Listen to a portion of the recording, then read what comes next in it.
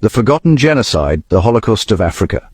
The ISAAQ Genocide, a horrific chapter in human history, unfolded from Somalia-occupied country Somaliland between 1960s and 1991, the beginned, immediately after the systematic occupation of the independent state of Somaliland by Somalia regime. This brutal campaign targeted the ISAAQ people, a significant group within Somaliland under Somalia illegal military occupation. The perpetrator was the Somalia, led by the dictator Siad Barre, and the genocide was estimated between 800,000 and 1 million ISAAQs. Barre, having seized power in 1969, ruled Somalia with an iron fist. His regime was marked by authoritarianism, repression, and a systematic disregard for human rights. The ISAAQ people, known for its entrepreneurial spirit and independent nature, increasingly found itself at odds with Barre's oppressive rule. Barre, driven by a desire to consolidate power and eliminate dissent, adopted a policy of divide and conquer. He exploited existing clan divisions within Somaliland society, systematically marginalizing and persecuting groups deemed a threat to his authority. The ISAAQ people, perceived as a challenge to Barre's regime, became a primary target of his brutal policies. As Barre tightened his grip on power, the situation for the ISAAQ people deteriorated dramatically. Discriminatory policies were implemented, denying them access to education, employment, and basic services. The Somaliland National Movement, SNM, formed in response to Barre's oppressive regime, sought to secure basic rights and freedoms for the ISAAQ people and the state of Somaliland under occupation. The SNM's emergence was met with brutal force by Barre's regime, marking a turning point towards genocide.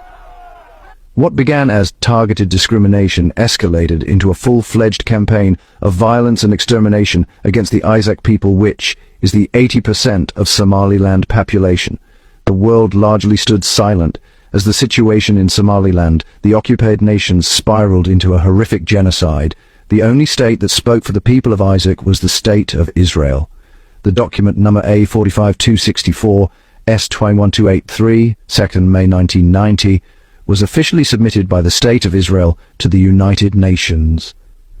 Acting through its permanent mission to the UN, Israel deliberately elevated documented human rights violations in Somalia to the highest international level by requesting circulation to both the General Assembly and the Security Council.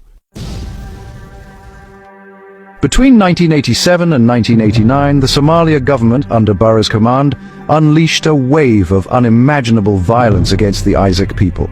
Cities and villages across Somaliland, particularly Hargeisa and Burao, Berbera, Erigavo, El Afwain, Gar, Adag, Odwain, Meida, His, Gabale, Arabsinyo, Sheikh, Lugaya, Bulahar, Korilugud, Da Arbuduk, and Baligubadle were transformed into scenes of unimaginable horror.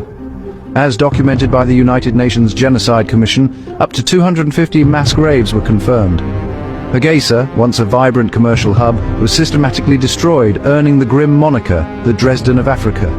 The Somalia military, equipped with sophisticated weaponry, indiscriminately bombed civilian targets. Homes, businesses, hospitals and mosques were reduced to rubble in a matter of days. As the documents found shows, the Somalian government planned to bomb every meter. It was confirmed that the number of combat aircraft deployed was estimated at 27, each carrying out up to 10 bombing raids per day to destroy cities. Burao, the second largest city in Somaliland, suffered a similar fate, with an estimated 70% of its infrastructure destroyed. The brutality inflicted upon the ISAAQ people extended far beyond aerial bombardments. Death squads roamed the streets, carrying out summary executions of men, women, and children. Torture, rape, and arbitrary detention became commonplace as the regime sought to terrorize the ISAAQ population into submission. The world, tragically, remained largely oblivious to the unfolding horrors in Somaliland under Somalia's illegal occupation.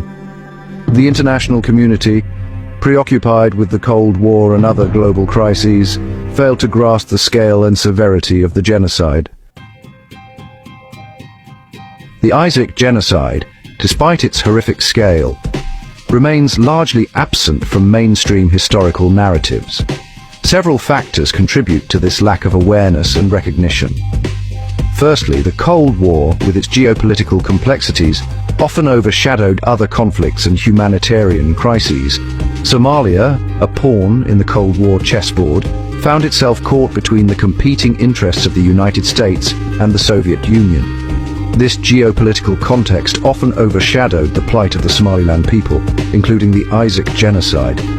Secondly, the Somalia regime, adept at propaganda and misinformation, effectively concealed the true extent of the atrocities from the outside world. Access to the conflict zones was tightly controlled, limiting independent reporting and hindering international organizations from documenting the genocide. The lack of comprehensive documentation and media coverage contributed to the international community's muted response. Thirdly, the ISAAQ genocide occurred during a period marked by several other horrific events, including the Rwandan genocide and the Bosnian War. These high-profile conflicts, often receiving greater media attention and international condemnation, overshadowed the suffering of the ISAAQ people. The ISAAQ genocide left an indelible scar on the Somaliland people, particularly the ISAAQ community. Over 2 million SAAQs were forced to flee their homes, seeking refuge in neighboring Ethiopia, where they endured harsh conditions in overcrowded camps. This mass exodus created one of the largest refugee crises in Africa at the time. The ISAAQ diaspora, dispersed across the globe, has played a crucial role in keeping the memory of the genocide alive. They have tirelessly advocated for international recognition of the genocide and justice for the victims. Despite the challenges, the ISAAQ people have shown remarkable resilience. Following the collapse of Barre's regime in 1991, Somaliland National Movement liberated the country from the Somalia military and rebuilt the state of the Republic of Somaliland.